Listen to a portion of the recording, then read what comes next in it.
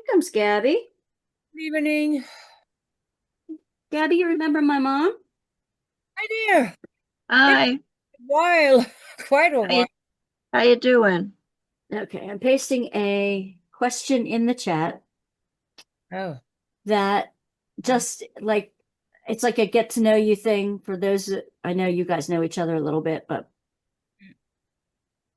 as people come in, they can answer a chat. What is your favorite holiday and why? And this time I see the Zoom is recording right from the very beginning. yep. So it's actually doing it. Yes, it is. It's very helpful. Alex is listening too, so there's actually four of us. Oh yeah, yeah. She said Max is listening too. Okay, good. Is your son? Yeah, that's mom's boyfriend. Okay. He's in the other side of the camera, Okay. sitting in a cozy sofa. Welcome, Max. So tell me, what is your favorite holiday and why? I Oh, sent you. Gabby wrote down November 10th, St. Martin.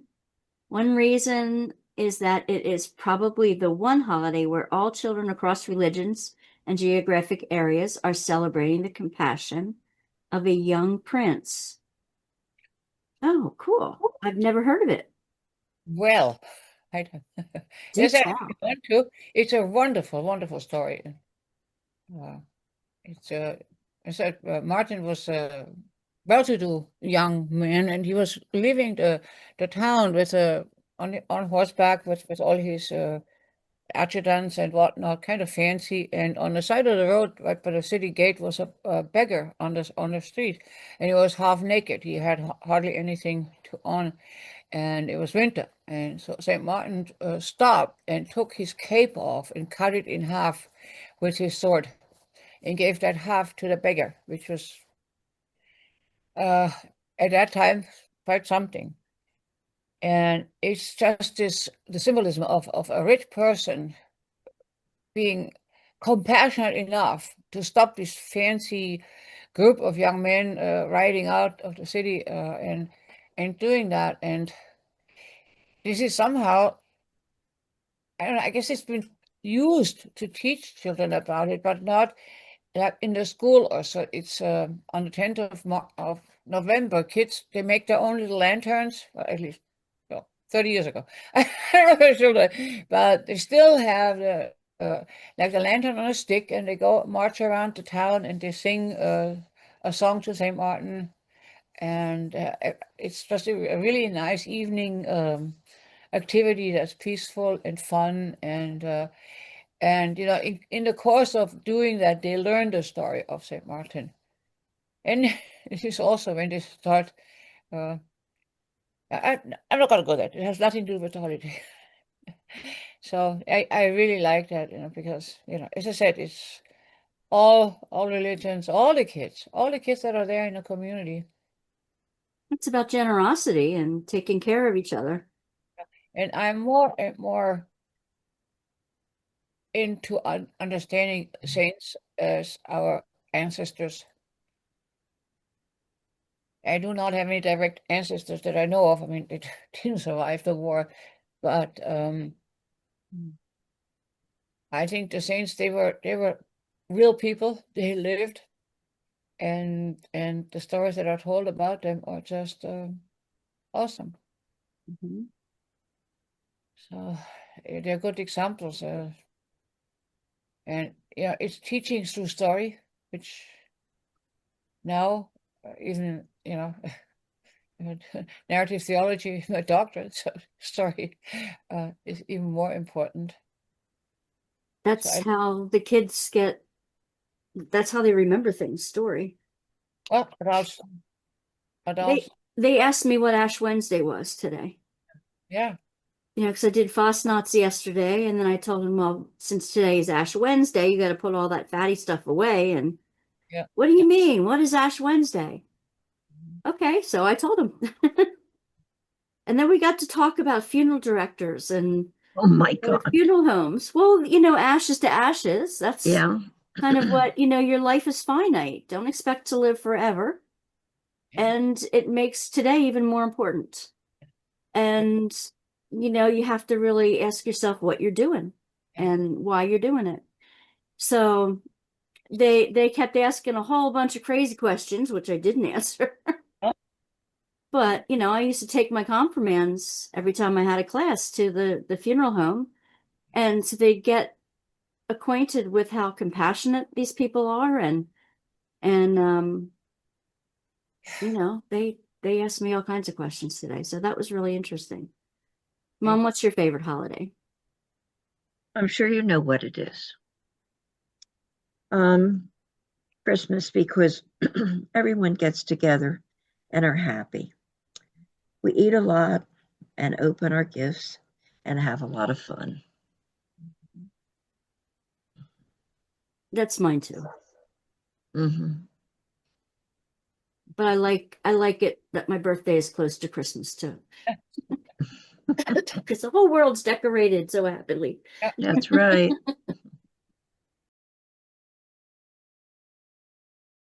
Yeah. Tonight, I thought I'd begin with reviewing our breath prayer, our square breathing, and then I'm going to read a very short reading from Christian Mystics, 365 Readings and Meditations. This one is a quote by Machthild of Magdeburg, a German saint from Don't Ask Me the Years, because I don't have the years right handy.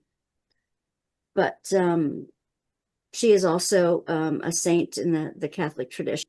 So I will read a brief saying from her, and then we'll do a few moments of quiet breathing. So I want you to sit with your feet on the floor, nothing in your hands, just relaxed on your lap. If you have your shawl, you can wrap that around you to feel God's arms wrapped around you, holding you closely.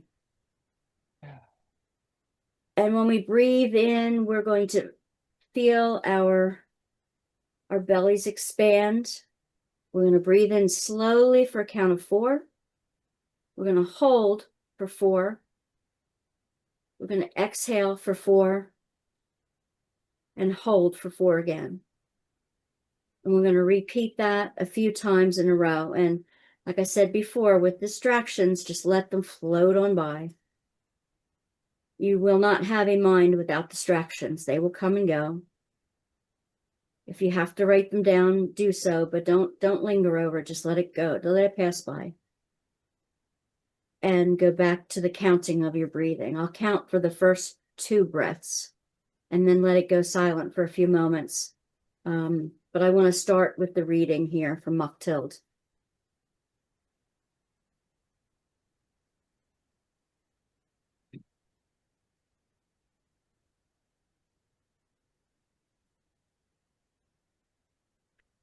I who am divine am truly in you. I can never be sundered from you. However far we be parted, never can we be separated. I am in you, and you are in me. We could not be any closer. We two are fused into one, poured into a single mold. Thus unwearied, we shall remain forever. Let's inhale. 2, 3, 4. Hold. 2, 3, 4. Exhale slowly. 2, 3, 4. Hold. 2, 3, 4. Again, inhale slowly. 1, 2, 3, 4. Hold. 2, 3, 4. Exhale slowly. 2, 3, 4. Hold. 2, 3, 4, and repeat silently to yourself.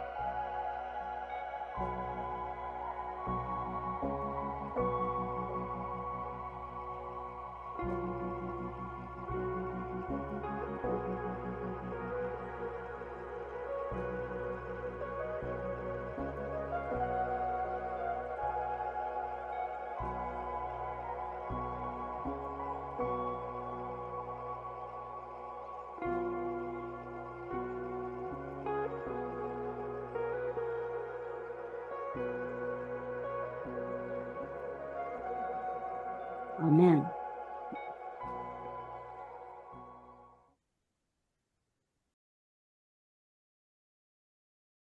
Our practice last week was this breath prayer, and to practice it daily, to wrap yourself in your shawl or afghan and feel warm and cozy and calm. Maybe set up a little altar space in front of you that calls you during the day, that calls you back to be there. And a little bit of Lectio Divina, the way to read, a different way of reading scripture or hymns or poetry, where you read it 3 different times, asking yourself a different question after each reading. And I know you had a very hectic week, Gabby. Yeah. Do you have any comments on the practice from last week? But at the very beginning, the prayer shawl, what I found, and I think it's back from seminary, whoever talked, yeah, actually remember in the very first semester, we made prayer shawls, Yes. and whoever ran that class said, you create sacred space. And that, for me, that image is really important because, sacred is we make sacred. Nothing is by itself sacred. We make it sacred. And so we create this wonderful place. And that's always been very important for me. And I really like Lectio Divina. And I like especially trying out not their poems or non-religious texts, because it has the same procedure. Something jumps out at you, and why? And going through that, why is this important for you? Mom, did you read anything this week? I know you weren't with us last week, but did you read anything this week that jumped out at you? Did you get any reading done at all? Yeah, I did. I always read the Daily Bread, and what jumped out at me this week, just how blessed I am. I didn't get to read too much beyond what we're going to be talking about tonight. about Ignatian and the Examen, and that quote that I read from Mocktild before that jumped out at me too this week. It reminds me of Romans, that nothing can separate you from the love of God. Nothing created, nothing you create, nothing you do or say, nothing anybody does or says against you. And that kind of works into the Examen that we're going to be talking about in a minute too. Gabby, what would you I like had to tell? strange experience. It started 25 years ago. And it's one of those few things I can remember in clearest detail. I was with a very, very good friend of mine.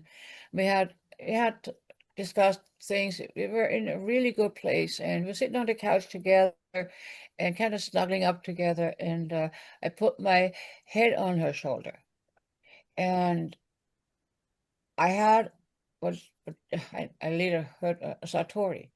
Um, I saw. It's very hard to describe, but I felt like I was looking at a pastoral landscape. On the left, there was a tree, and in the back to the right, I don't know why, but the Buddha talked to me and said, "But it's also easy." It was a face, and it made me feel really good.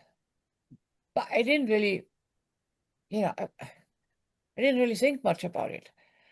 But today, I ordered a book from Germany that is about 111 years days before and after Christmas. There are all kinds of traditions around it.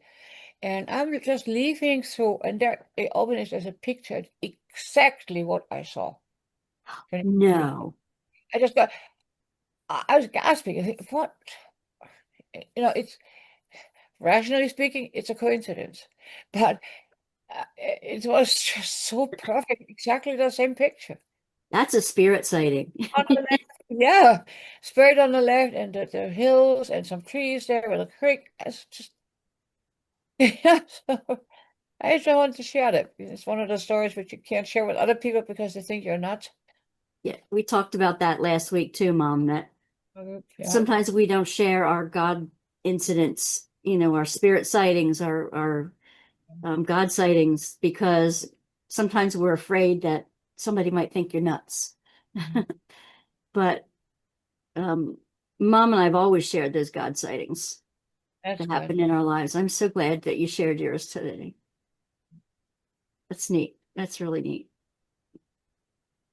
And for those who watch the YouTube later on, feel free to share yours in the comments below. And let's see.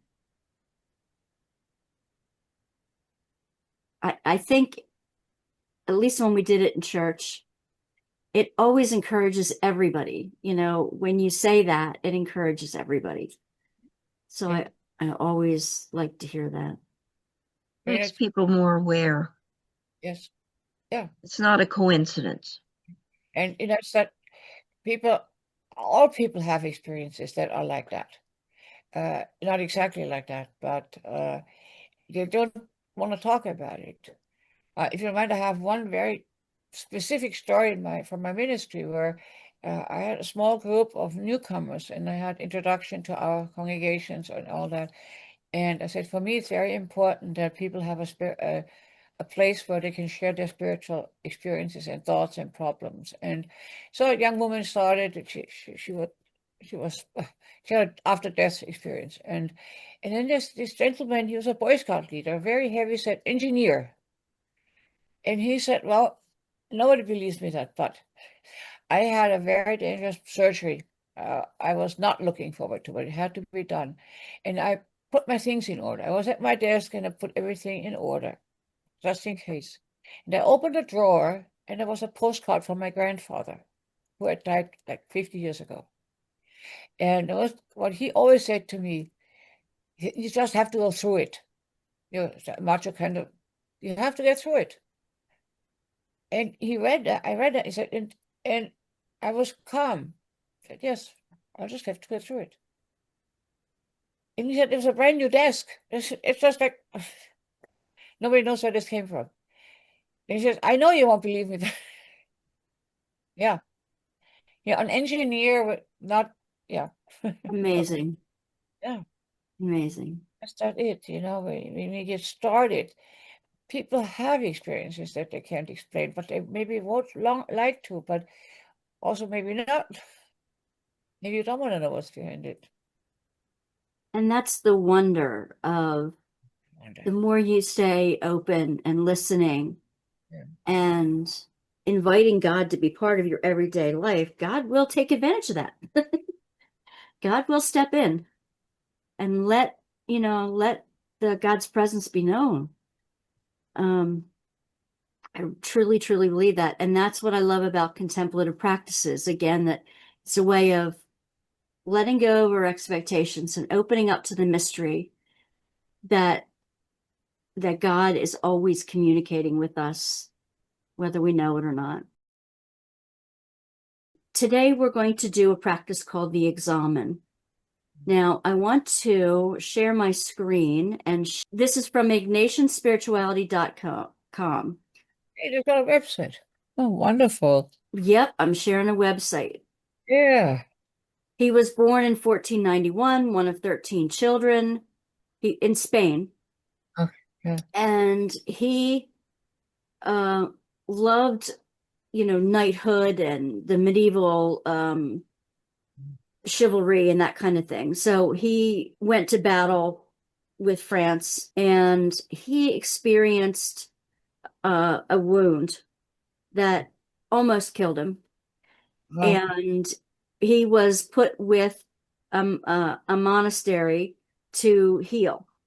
And in there, he really began to love the monastic rituals and things like that. He learned a lot, and he had to sit still and listen for God's words to him, because he couldn't do anything else but heal. So over the years, he not started it, but wrote some books on spiritual direction. And he wrote a number of books. His most famous is called Spiritual Exercises. And it's about, they still say it's one of the most influential books on the spiritual life ever written. He founded the Jesuits, the Society of Jesus. And one of the spiritual exercises is this Examen. And I just want to show you that there's plenty of videos on who he is and what he was all about. Ignatian said that the Examen was the most important quarter hour of a person's day. I really love this book. It's called Reimagining the Examen. And what it is, it's a way to pray. They prayed twice a day, at noon and before bed. And it went through, the traditional goes through giving thanks, asking for the Spirit's presence. You review any failures during the day. You ask forgiveness and ask for what you can do to change anything you may regret. And then the last stanza is you pray about the next day. That's the traditional one. And you spend a short time on each one. But there are tons of different ways of praying it. That's not the way I pray it often. I want to just read a short introduction that Mark Thibodeau wrote. He's a Jesuit. And this is called Fresh Ways to Pray from Your Day. He writes, I learned that the closer I get to Christ, the more I really long to be with him always. It's not that I desire to be kneeling in a church or sitting in my comfy prayer chair all day. I love the buzz of my life, the endeavor of human activity. Too much to be sitting in contemplation all the time. No, what I long for is to have Christ join me in all my adventures and the tedium of my active day. I love Christ so much that I want to share every minute of it with him. He goes on a little bit later to say, I want to feel his presence all the time. I want to feel him not only when I leave the nitty-gritty of my life and go to church. I want to feel his presence always. And I want to share with him even the smallest details of my life. The irritating email I just received, the pleasant smile of the woman at the post office, the dread in my heart for a difficult meeting I'm about to step into, and also the delight of biting into that perfectly sweet and crunchy apple during my break. I want to talk to Christ about the stupid things I just said to my boss, and also the little victory I had in getting that boring multi-day task completed. Sure, I want to share with Christ the really big things, my grave sins, my overwhelming consolations, and I will share those big things during my daily meditations and when I go to church. But the closer I grow to Christ, the more I want to share with him the seemingly insignificant things as well. I know that he's there in the midst of it all, and I long to tap into his presence right there in the mud and muck, the pencils and French fries of my complicated yet incredibly ordinary life. And that just nailed for me the reason why the Examen is a good thing to pray, whether it's once or twice a day. It's up to you. But he says it unites us closer to God. It reveals God's perspective on our everyday life. I mean, we don't always come to God with all the mundane things. I mean, it says to pray without ceasing. And basically, that's just the ongoing conversation you have with your companion, with God or Christ or whatever you have named your companion, constant companion. It's that ongoing conversation you have with God all day long. People accuse me of talking to myself a lot. I'm not usually talking to myself. Although I jokingly say, I'm the only one who listens, so why not? Just don't look back. He goes on to say, it stirs him to give praise and thanksgiving for the countless gifts that have popped up in his day that he might otherwise have forgotten by the time that this comes around. And it gives him the opportunity to examine his relationships, who he was talking to, who blessed him, who he wanted to bless, also who did him wrong. Does he have to forgive that person? What was it like from that person's perspective? That kind of thing. He goes into those kind of things. It also, sometimes we have like thoughts, words, and actions that happen and we forget them almost as soon as they're done. So sometimes when we know we're going to be praying the Examen later in that day, we kind of say, oh yeah, I want to file this away to talk to God about later. And it helps with discernment. Thinking about tomorrow, thinking about what's going to go on tomorrow. How do I prepare my spirit as well as prepare for what I'm going to face the next day, if you know. Well, go ahead, Gabby. What were we going to say? the last part, I rubs me the wrong way because it talks too much about brain activity, planning, thinking about filing it away. That's, for me, spiritual is let it come. And if I made the whole what you said is absolutely wonderful. When you started, when I came to America, I was still an atheist. I had very hard time with or what's a crisis of faith with the Catholic Church, and I just want nothing with it anymore. I was probably a deist, in nature. God was in nature for me. And the kids were 6 years old when we came here, and I thought, well, they should get some kind of religious education. So they went to Lutheran church, and it was a very nice Lutheran church, and they had these beautiful stained glass above the altar, and when you sit there, you look up there, and Jesus was there, kind of half kneeling in a very friendly pose, laughing, smiling, and it was again a pastoral scene.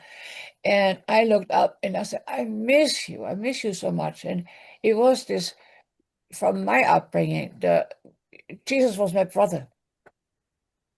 And it was like a big brother understanding. This was never expressed in words, but that's how I felt it. And I wanted that again. I said, I want that. I want that. And that's how I started again with my spiritual journey. It took a long time, but that was the kickoff. And um, the other part of what you were saying is, what you were saying, actually going through the day, that's the definition of mindfulness for me. Mm. And again, the book I was just talking about in the beginning, the author of that book, she has these 111 days, and each day is one, yeah, not invitation to guide it to no, to mindfulness. And she's Aufmerksamkeit, the German word Aufmerksam, which is open your eyes, walk around with open eyes, and seeing what's going on, remembering, feeling it, not just going through it, but somebody smiled and feeling how wonderful that is. And yeah, even the anger, why, the anger that, what's the reason for my anger? It's all kind of pay attention to what's happening and don't rush. Because if you've got a screen in front of your face, you can't. Amen. Yeah. I think you nailed it with Ignatian, though, that he is a lot in his head. Yeah. And the Jesuits are about education, and they're a lot in their head. And you also nailed another thing about this practice is that for those who are not used to practicing the presence or mindfulness, this is a good way to get into it. If you know you're going to be thinking about your day at least twice a day, you start paying attention more during the day to what you might talk to God about later. I mean, of course, we need to talk to God about things right in the moment, and we can be there in the moment. But sometimes we need to sit back and think, now, what are the moments I really need to chew on a little bit and run over in my head a little bit? So if we know we have a practice that we're going to be accountable to once or twice a day, then we start becoming more mindful of what we're going through in the moment. Yeah. And that I think is one of the blessings of the examen. I just remembered something because of your mother sitting here. The one time we were together for more than an hour, we were making cookies. And the memory I have no clue what cookies we made. The warmth, the love, the chattering, the laughing together, this community, this sense of community, where people were kidding each other about making something wrong, or just joking about it. It was incredibly positive experience. And on the way home, I was thinking about it, how much I miss that, and how important this is to have this kind of a community where you can just playfully work, or work playfully. So it's just there's a memory that's deep inside me, and because I really realized how rare this is in my life, and how important it is, and how important it is to share with people, to teach people about that. And again, the screen in front of your face, the kids these days, it makes me so mad that they don't watch when mom is cooking or daddy is folding the wash. They don't see any of that. So anyway, stop preaching here. No, I agreed. And that's exactly how, when something hits us during the day, we need to sit back with it. And what is the message for me that's coming through that? I wonder if your mother experienced that the same way, this cookie making. Is that for Now, you? I wrote down playfully work. Yeah, yeah, I would not have put those two words together, but yeah, it's true. It's playfully work. I mean, for me, getting ready for the day and everything, that's work. yeah. But when we all get together and we have a good time, um, that's playful. And we Yeah. often Thank share you our for that. burdens too. It's Yeah. also going back to the Ignatian.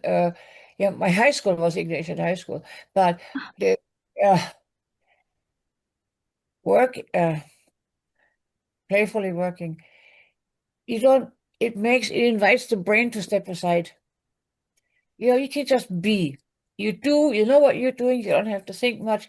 Your brain is not involved. You are not saying, okay, I am now working with my friends. I am doing this. You have fun. You do. And uh, I think you're much closer to God when you're not thinking too much.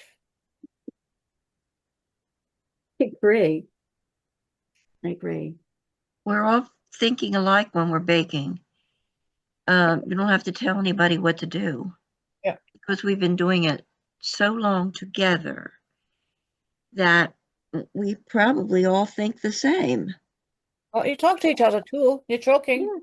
Oh, we were, yes. We share each And other's laughing. burdens too. I mean, they get together every single week, you know, beyond just cookie baking time. But, yeah, there's a lot of laughter. There's a lot of sharing each other's Yeah. concerns and burdens too. And, you're not alone.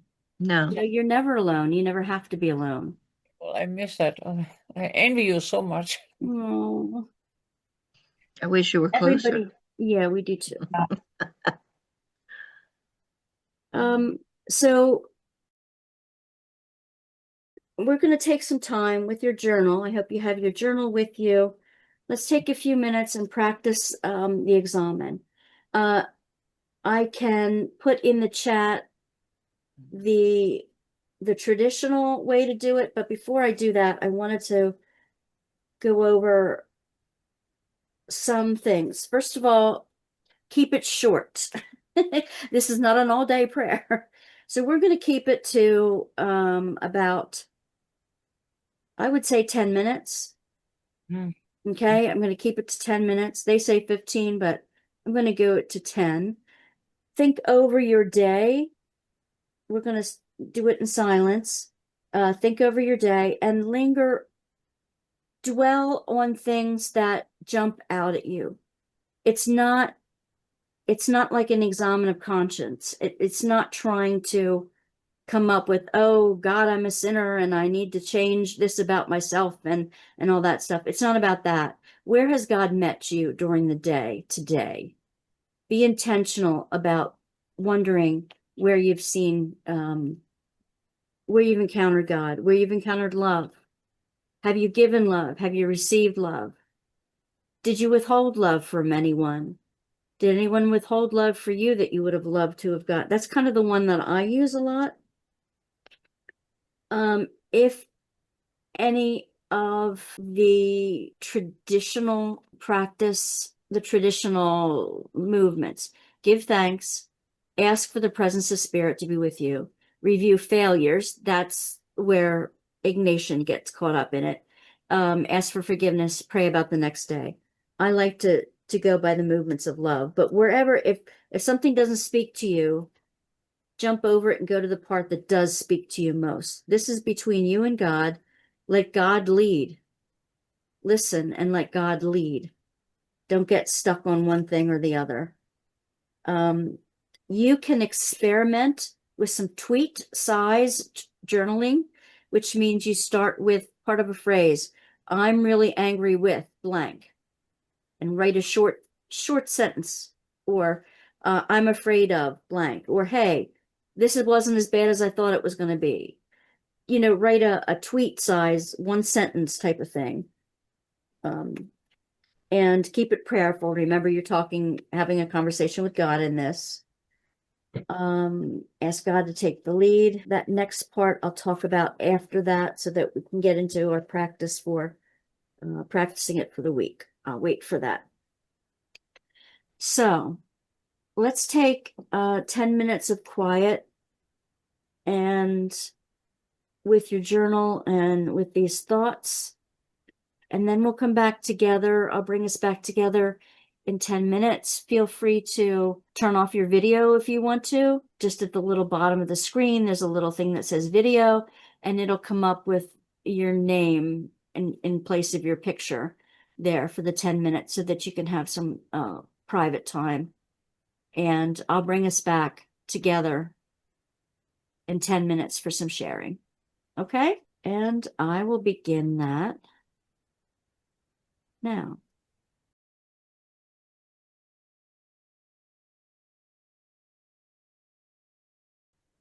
I encourage you to finish up what you're writing.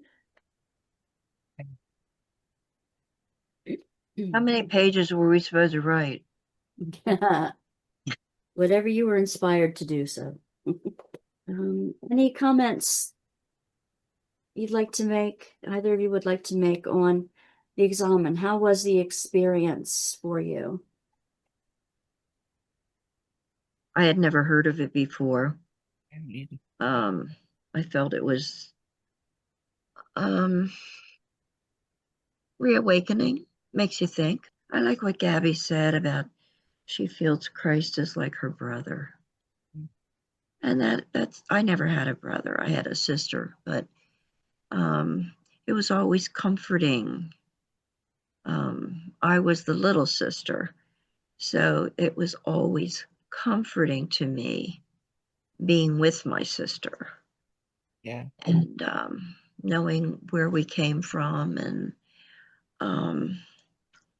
knowing that our parents were not affluent, but we didn't know it. Right. It was normal for us to have strawberry shortcake for supper. We just thought, wow, mom's out of her mind. She got dessert for supper, stuff like that. So it does make you think. It does make you think. I feel I like that warm feeling that you said about you feel Christ is your brother. I don't know that I feel like he's a sibling. I feel like he's a big daddy that has blessed me many, many, many times. I think one of my qualities that God has blessed me with is loving everybody. When my husband died, when I went back to church, I told everybody I need 11 hugs a day. And people still remind me of that when they come up and hug me. It's a very, very nice family feeling at church. I've been there all my life, but I've taken so much for granted. Now that I'm in my 80s, I don't take as much for granted as I used to. Yes, they were always there for me, but I wouldn't say I had the same feelings for them then like I have them for them now. Did anything from your day come back to you Today, that you talked to God about? yes, I am cleaning out, and I was cleaning out my jewelry, and oh, I have way, way, way too much. But having a sister and a niece that are jewelers, I have so much. I feel like I'm gluttonous with all of it, and I have piles and piles of it that I went through that I'm giving away. I'm asking forgiveness for having so much. There's so many beautiful things friends and family have given to me. It's a blessing and a burden. Mm-hmm. Friends say I'm so good at making things. Yes, it is a blessing, but there's also that I need time, and time I don't have. It seems now that I'm in my 80s, it takes me longer to do things. Mm-hmm. And where do you find the time? I think I talk to God all the time. I don't need 2 times a day. I heard this morning that one of the best prayers that you can say first thing in the morning is help. So I receive a lot of love from Max, my family, my friends. Now that we're older, we we tell each other more than we used to. I came from a family that we showed each other love by doing things for each other, but not really verbalizing it. And then I married into a family that was very, very loving and hugging and all that kind of thing. So, um, I don't know, Gabby, if you feel that Germans withhold it sometimes.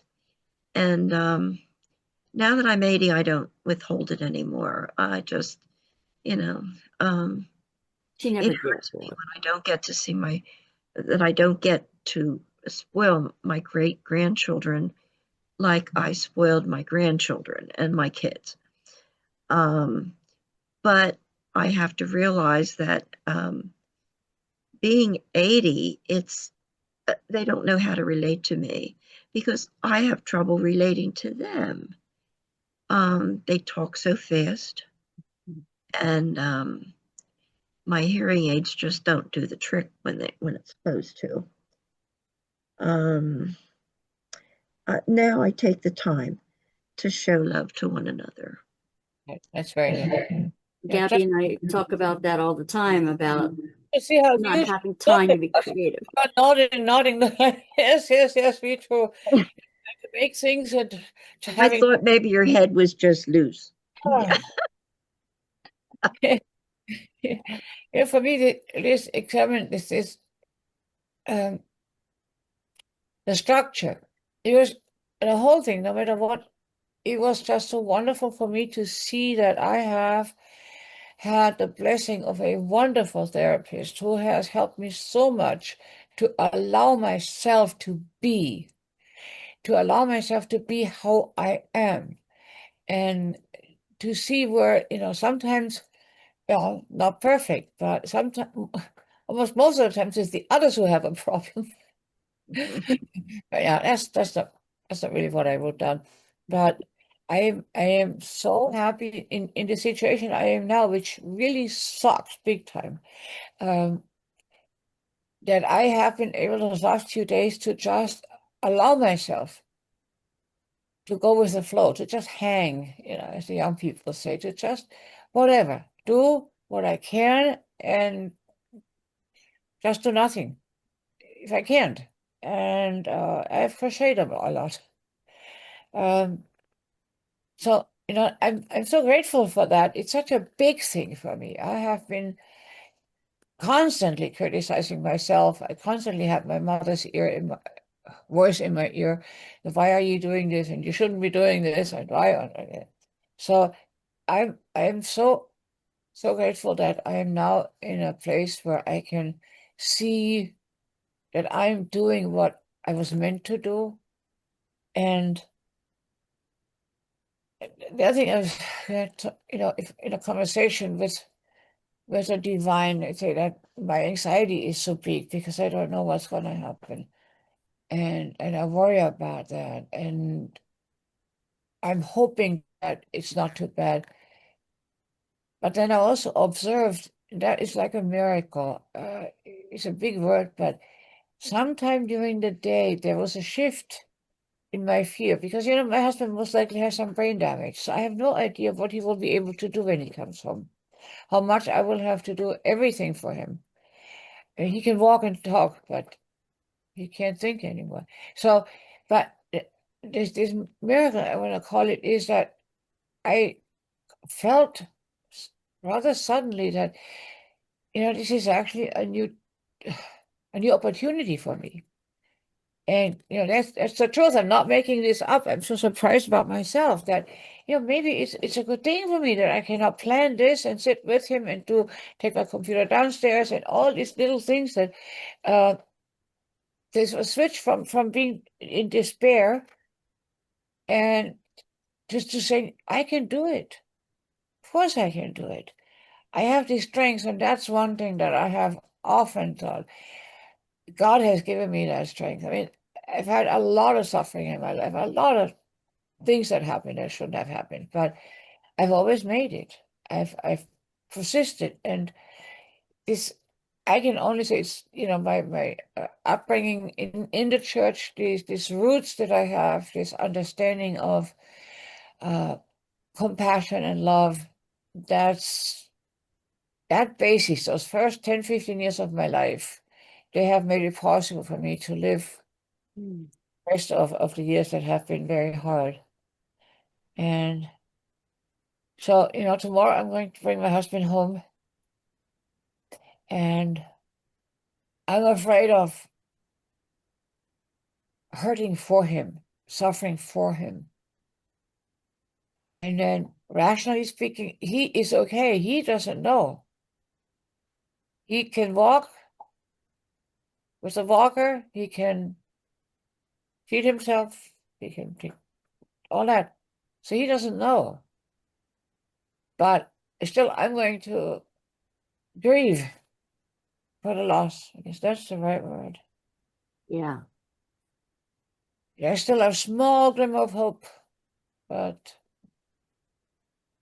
we'll let it happen. What will You're a happen? strong woman. Well, it's amazing, isn't it? Yeah, I'm You surprised. can do it. I can do it. But, who knows? Who knows how it will happen? I was grateful for talking to Todd today for a few minutes. And I was grateful for the other people at work who are also compassionate to the kids and how they work with the kids and really care about them and show how they care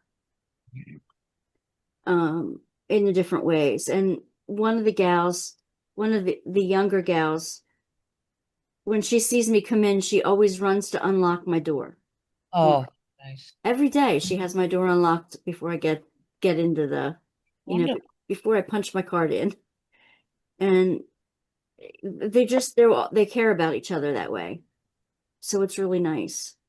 The little things that count too. Very much so. And Yeah. the little things that we miss, and I tell her thank you a lot. Because I want her to know I'm grateful for the little things that she does. And the kids, I have trouble with a few of the young men. So I do not pray for patience, because the only way you receive patience is to get tried more, tried and tested more, just to stretch yourself, I don't do that. But I'm grateful for the opportunity to maybe make a little impression in their lives, and hopefully somehow down the line, something that I've helped them do, help them bring on an aha moment. I hope the ahas last with them. I don't care if they remember it's me that helped them through it or not, but just the aha moments that they remember. As we're getting toward wrapping up here, I just want to give you some ideas of how you can continue this practice throughout the week. You can develop a little bit of a ritual before you start. Like we do talk to God all day long. But to settle down and to purposely think over your day, the day that had been and maybe the day to come. It kind of gives you those few minutes to think a little bit deeper about what's been happening, and maybe what invitations might be there for you for the next day. You can open and close with either the sign of the cross, or you can do on Our Father. You can put on a candle or blow out the candle. You can put on your shawl. You can start out with some music, whatever feels comfortable, if you develop a practice around that. This book, I think it's very important to have a special place, a special ritual, even if it's only seconds, but the same chair or the same candle or the same, just so that you have a was a bridge or a separation between the mundane and the spiritual. Yeah, this is it. I think if you do that, for me, I always take it. Yeah, when I do that, when I arrive at that special place, very often it's in my car. It's kind of when I arrive I pull the car into the garage and I sit there and I say, yes, let's and so have this bubble.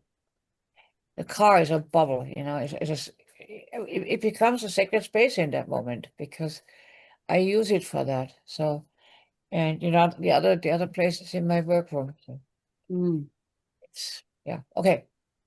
Sorry No, for the thank you. No, hey, that's why I do groups, because I think we all give each other something. Sure. In doing a group, you all get to share wisdom, and you're all the better for it. And that's why I like to lead only because God gave me this creative spirit, and like to put things together where we can meet around, and I like an outline, but I like to play within that outline. So I get given these outlines, these ideas, and I have to act on them. But I really like the group process because we all share with each other and we all are the better for it. So please don't hesitate to jump in when the Spirit leads you to, because somebody needs to hear what you're saying too. Yeah, maybe. I believe that. Supportable. This You're in the same place, you're in the same situation, it's wonderful. It's absolutely magical. this little book called Thank Reimagining the Ignatian Examen has many different shifts. It talks about ways to think about spiritual freedom, naming the graces that were given to you that day, noticing when your spirit shifts during the day, like you did, Gabby. Yeah. Inner truths, habits, interior wounds. What if you were ready to die today? Think about your thoughts, your words, your deeds. Gratitudes. Are you clinging or avoiding, or are things just right? Discernment about things. Yeah. Greatest fears. Choosing what gives you life. Past, present, future. I mean, and surprises. There's a whole lot. There's like, let me see. There's like 30 different ways to pray the examen in this little tiny book. And, just going through this, it's fantastic. The other thing that he says, you relish your day. Second, you request. Third, you review. Okay. Fourth, you repent. Fifth, you resolve. Okay. So that's another way to do the examen. So I encourage you to take some time each day specifically for reviewing your day and taking out your journal and talking with God that way. And come back next week and see if there's anything else you want to share about the practice at that point. I want to share something about next week. Okay. Next week, we're going to be doing a little crafty project. It's called, it's an intercessory prayer, praying for somebody else, but we're going to be doing it with art, Okay. with creative practice. Now, I'm hoping you bring like at least a half sheet of paper.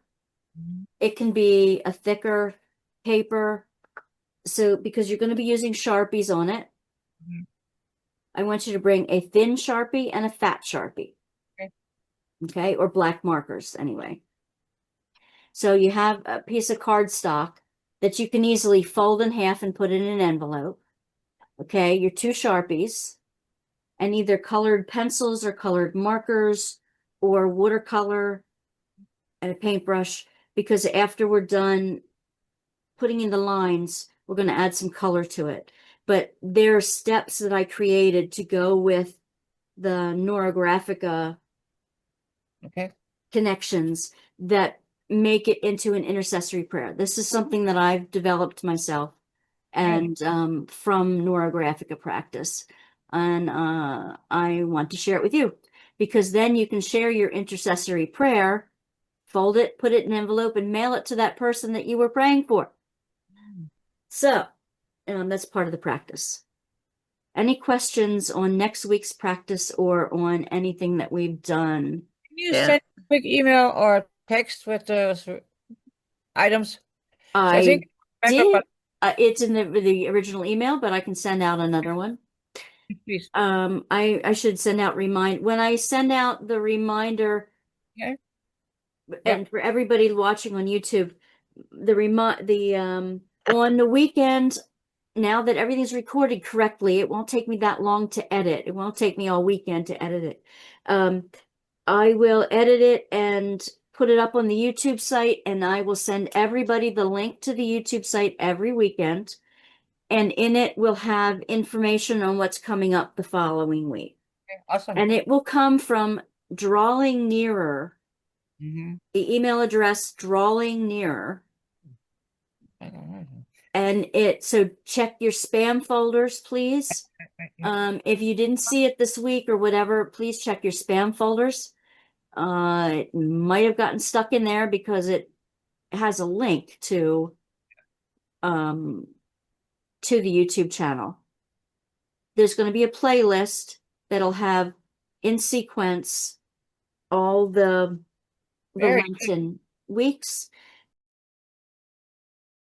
And I want to close with a little saying by Deborah Milton. It came from the little booklet called Devozine, which is made for teens, but I still read the old ones. It's from October 2004, by the way. But I really loved her prayer, and I would like to show it to you. I would like to share it with you as our closing today. Okay, it says, "Please, dear Lord, take my face. Hold it in your hands, like a mother gently leading. Show me where to go. Guide me with your love so tender. Let me look at you. Loving God, hold my face in your hands, so that all I see is you. And help me to live so that others may see your face in mine." Beautiful. Amen. Amen. That's beautiful. Every week I will share little bits of things that I come across that I glean from my week that I'd love to share. So yes, I will send out a little bit about the practice, and Great. hopefully I'm eager to see you. Thank you so much for joining me tonight. And I pray that even more join us. And when you stop by the YouTube site, just check and see if anybody made a comment, and you might want to respond to their comments. Click the like and subscribe and the little bell and all those YouTubey things to keep us going. And thank you.